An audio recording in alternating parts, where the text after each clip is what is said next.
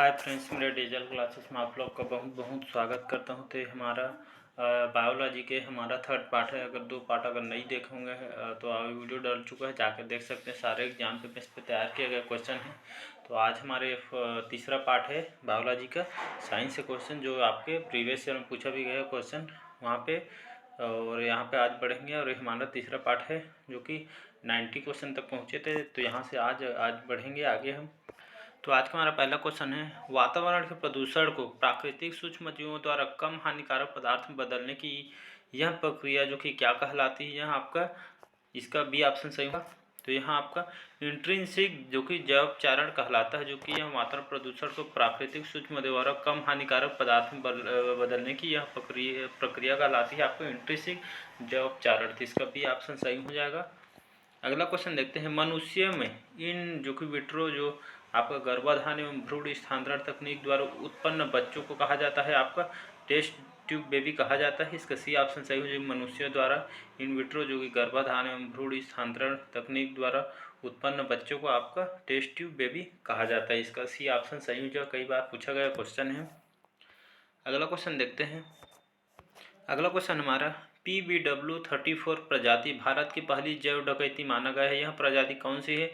तो ये आपकी गेहूं की प्रजाति है। तो PBW34 प्रजाति भारत की पहली जैव डकैती माना गया। यह प्रजाति आपकी गेहूं की है। इसका सी ऑप्शन सही हो जाएगा। अगला क्वेश्चन देखते हैं, अल्फा 1 एंट्रीट्रिप्सिन की कमी से होता है आपका तो फेफड़ों में यकृत की बीमारी होती है। अल्फा 1 आपका जो कि एंट्रीट्रिप्सिन की कमी से, तो इसका ए ऑप्शन सही हो जाएगा, जिससे आपका फेफड़ों और यकृत की बीमारी यहाँ पे जो कि इसकी कमी से होता है अल्फा 1 एंट्रीट्रिप्सिन से। तो इसका ए ऑप्शन सही हो जाएगा। अगला क्वेश्चन देखते हैं। अगला क्वेश्चन हमारा कोई आपका 94 क्वेश्चन है, सरपीना 1 जीन कुट किसके लिए है? तो यहाँ आपका A1 एंट्रीप्रिसिन के लिए है। तो इसका ए ऑप्शन सही हो जाएगा, जो कि यहाँ जीन कुट है जो कि A1 एंट्रीट्रिप्सिन है, जो कि यहाँ आपके सरपीना 1 जीन कुट जो कि इसके लिए है। तो इसका ए ऑप्शन सही, जो A1 एंट्रीट्रिप्सिन याद रखिएगा। अगला क्वेश्चन देखते हैं। अगला क्वेश्चन हमारा 95, IPR जिसे बौद्धिक संपदा अधिकार कहते हैं, जो कि सुरक्षा करता है जानकारी एवं विचारों की जो होते हैं आपका यहाँ व्यवसायिक मूल्य विचारों के होते हैं। तो IPR बौद्धिक संपदा अधिकार सुरक्षा करता है आपकी व्यवसायिक मूल्य जानकारी एवं विचारों को होते हैं। तो इसका डी ऑप्शन सही हो जाएगा। अगला क्वेश्चन देखते हैं, टीलोमेरिक अनुक्रम पाए जाते हैं तो आपके याक में, तो इसका सी ऑप्शन सही हो जाएगा। टीलोमेरिक अनुक्रम पाए जाते हैं याक में, तो इसका सी ऑप्शन सही हो जाएगा। अगला क्वेश्चन देखते हैं, प्रथम जो कि पारजीनी विषाणु प्रतिरोधी पौधे का नाम है। यह तंबाकू जो कि यह प्रथम पारजीनी विषाणु प्रतिरोधी पौधा है। तो इसका तंबाकू सही आंसर हो जाएगा। अगला क्वेश्चन देखते हैं, जीनोमिक DNA में पूर्ण जीन संरचना की पहचान के लिए बनाया गया प्रोग्राम कौन सा है? तो आपका जीन स्कैन या जीन स्कैन कहा जाता है। तो यह जीनोमिक DNA में पूर्ण जीन संरचना की पहचान करने के लिए इसको बनाया गया प्रोग्राम है जीन स्कैन, याद रखिएगा। इसका सी ऑप्शन सही हो जाएगा। अगला क्वेश्चन देखते हैं, हॉट स्पॉट जगह में होता है आपका जैव विविधता का उच्च घनत्व होता है। आपके हॉट स्पॉट जगह में होता है आपके जैव विविधता का उच्च घनत्व। तो इसका डी ऑप्शन सही हो जाएगा। अगला क्वेश्चन देखते हैं, हमारा 100वां क्वेश्चन है, एक वाहक में निम्नलिखित कौन से गुण होने चाहिए? आपका MCSOM आपका छोटी आकार बहु गुणक ओरी और निम्न प्रतिकृति। तो इसका ए आपका 1 और 3 और 4 इसका सही आंसर हो जाए। एक वाहक में आपका आपका ACSOM और आपका जो कि बहुगुणक ओरी और इसमें निम्न जो कि प्रतिकृति यहाँ पे गुण होने चाहिए एक वाहक के लिए। तो इसका 1 और 3 और 4 इसका सही आंसर हो जाएगा। तो इसका 1, 3, 4 डी ऑप्शन सही हो जाएगा। अगला क्वेश्चन देखते हैं। अगला क्वेश्चन है, राष्ट्रीय पाठ्य चर्चा रूपरेखा 2005 के अनुसार काम का शिक्षा से जुड़ाव अपरिहार्य है। तो ऐसा है, इससे शिक्षा द्वारा सहकारिता की मानसिकता का विकास और आपका दूसरा है आर्थिक और सामाजिक बदलाव में भागीदारी के लिए। तो इसका यहाँ पे ऑप्शन दिया गया है, देख सकते हैं।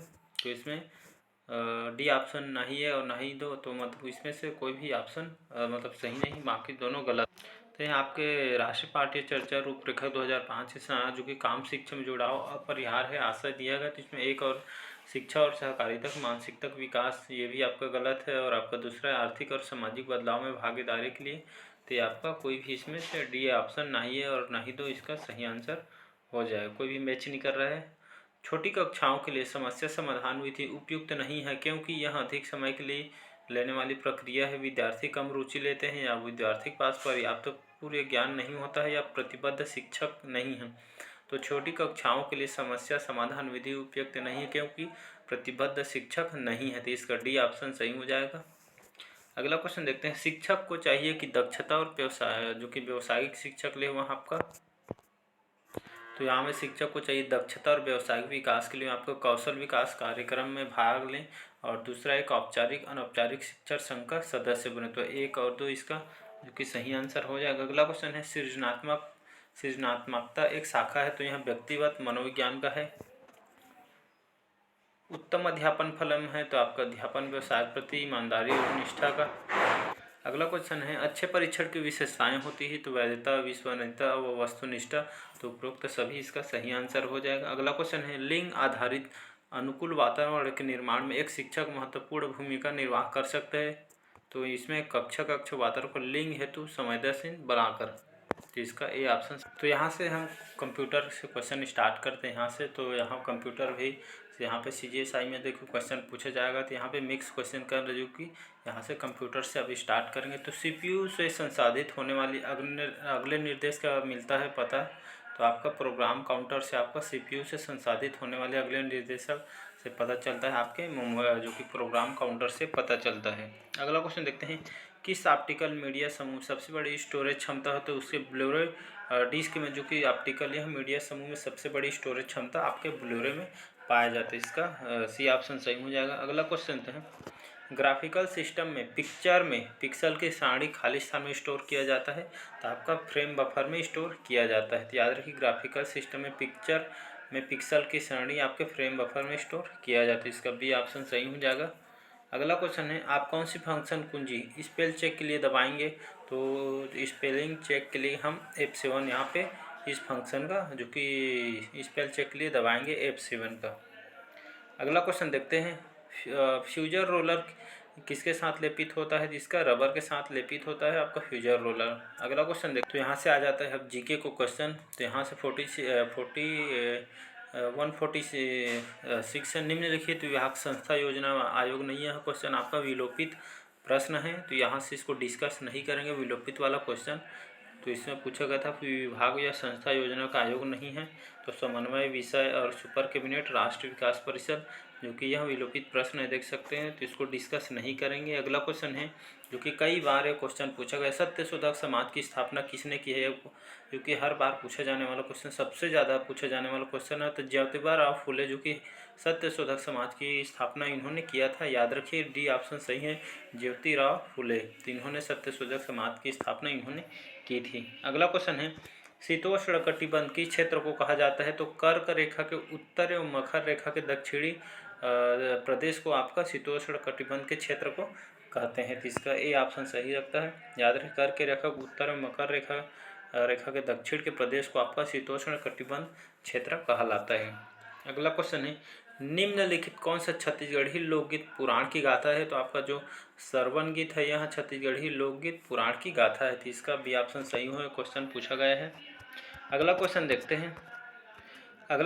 हैं, भारतीय संविधान में धार्मिक स्वतंत्रता का अधिकार किस अनुच्छेद में प्रदान किया गया था। अनुच्छेद 25, अनुच्छेद 12, अनुच्छेद 30 या अनुच्छेद 38 में। तो इसका ए ऑप्शन सही हो जाएगा। अनुच्छेद 25 में भारतीय संविधान में धार्मिक स्वतंत्रता का अधिकार आपके अनुच्छेद 25 में, इस अनुच्छेद में जो कि प्रदान किया गया। तो इसका ए ऑप्शन सही हो जाएगा। अगला क्वेश्चन देखते हैं, यहाँ पे जीके को क्वेश्चन, निम्नलिखित किस नदी का उद्गम स्थल भारत में नहीं है। तो यह आपके IAS प्री में पूछा गया क्वेश्चन है। तो ब्यास, चिनाब, रावी, सतलज। तो इसमें से डी ऑप्शन सही है, सतलज जो कि यह नदी यह भारत में इसका उद्गम स्थल नहीं है। तो इसका डी ऑप्शन सही हो जाएगा। अगला क्वेश्चन देखते हैं, भारत की नदियों को अपवाह तंत्र विशेषताओं के आधार पर कितने भागों में विभाजित किया गया है। तो इसको आपका 2 भागों में, भारत की नदियों का अपवाह तंत्र विशेषताओं के आधार पर 2 भागों में विभाजित किया गया है। तो इसका ए ऑप्शन सही हो जाएगा। अगला क्वेश्चन हमारा, निम्न कौन सा कारक किसी क्षेत्र के अपवाह प्रतिरोध को प्रभावित करता है। तो आपका उपरोक्त सभी इसका सही आंसर हो जाएगा। चट्टानों की प्रकृति एवं संरचना, स्थलाकृति, ढाल को या बहते जल की मात्रा को। तो इनमें से जो कि यह क्षेत्र अपवाह प्रतिरोध को प्रभावित करता है। इसका डी ऑप्शन सही हो जाएगा। अगला क्वेश्चन है, किसी क्षेत्र में अपवाह तंत्र के ज्यामितीय आकार में नदियों की स्थानिक व्यवस्था को क्या कहा जाता है? तो आपका अपवाह प्रतिरूप कहा जाता है। तो इसका डी ऑप्शन सही हो जाएगा। अगला क्वेश्चन देखते हैं, निम्न में से क्या अपवाह प्रतिरूप का उदाहरण नहीं है? तो अरीय अपवाह प्रतिरूप, समांतर अपवाह प्रतिरूप, और जालीनुमा अपवाह प्रतिरूप, और डी है अंतःस्थलीय प्रतिरूप। तो इसका डी ऑप्शन सही हो जाएगा, अंतःस्थलीय प्रतिरूप। तो यहाँ अपवाह प्रतिरूप का उदाहरण नहीं है। बाकी ए, बी और सी आपका अरीय अपवाह प्रतिरूप, समांतर अपवाह और जालीनुमा अपवाह प्रतिरूप, जो कि आपका अपवाह प्रतिरूप का उदाहरण है। आपका अंतःस्थलीय प्रतिरूप इसका उदाहरण नहीं है। अगला क्वेश्चन है, निम्नलिखित कौन सा एक अपवाह का प्रतिरूप नहीं है? तो पूर्ववर्ती, अध्यारोपित, अंतःस्थलीय या प्रत्यारोपित। तो इसका डी ऑप्शन सही हो जाएगा, प्रत्यारोपित यहाँ अपवाह का प्रतिरूप नहीं है। तो इसका डी ऑप्शन सही हो जाएगा। अगला क्वेश्चन देखते हैं, छोटी नदियों नालों द्वारा अपवाही क्षेत्र को क्या कहा जाता है? तो नदी द्रोणी, जल द्रोणी, या जल संभर, या जल भंवर। तो इसका सी ऑप्शन सही हो जाएगा, जल संभर। जिसमें छोटी नदियों नालों द्वारा अपवाही क्षेत्र को आपका जल संभर कहा जाता है। जिसमें छोटी नदी और आपके नालों द्वारा अपवाहित क्षेत्रों या बह के आए होते हैं उसको जल संभर कहा जाता है। तो सी ऑप्शन सही हो जाएगा। अगला क्वेश्चन यहाँ पे सोन नदी का एक उदाहरण है। तो इसका सी ऑप्शन सही हो जाएगा, अध्यारोपित अपवाह का। तो सोन नदी का एकमात्र उदाहरण आपका अध्यारोपित अपवाह का, इसका सोन नदी का एक उदाहरण है। अगला क्वेश्चन है, दक्षिणी भारत की नदियों का प्रमुख रूप से अपवाह प्रतिरूप है, जो कि यूपीपीसीएस 2014 में क्वेश्चन पूछा गया है। तो अरीय, खंडित, वृक्षनुमा या जालीदार। तो इसका सी ऑप्शन सही हो जाएगा, वृक्षनुमा। तो यह दक्षिण भारत की नदियों का प्रमुख रूप से यह अपवाह प्रतिरूप होता है आपका वृक्षनुमा। तो इसका सी ऑप्शन सही, जो कि दक्षिण भारत के नदियों के प्रमुख रूप से अपवाह प्रतिरूप है। तो इसका वृक्षनुमा है। तो इसका सी ऑप्शन सही हो जाएगा। अगला तो इसका बी ऑप्शन सही हो जाएगी। इनमें जल का प्रवाह जो कि बारहमासी होता है, उसे हिमालय नदियों की मुख्य विशेषता उसमें पाई जाती है। तो इसमें जल का जो प्रवाह है, इससे जब 12 महीने मतलब 12 मासी, जो कि हर जो कि साल ऐसे ही होता है जैसे कि तैसे, जो कि हिमालय नदियों की प्रमुख यह विशेषता है। अगला क्वेश्चन है, किस वर्ष में गंगा नदी को राष्ट्रीय नदी घोषित किया गया? तो कई बार पूछा गया क्वेश्चन है, 2008, 2014 या 2016 में। 2014 में इस वर्ष में गंगा नदी को राष्ट्रीय नदी घोषित किया गया है, जो कि कई बार एग्जाम में पूछा गया क्वेश्चन। याद रखिए ईयर को, 2014 में जो कि घोषित किया था, राष्ट्रीय नदी घोषित किया गया था गंगा नदी को।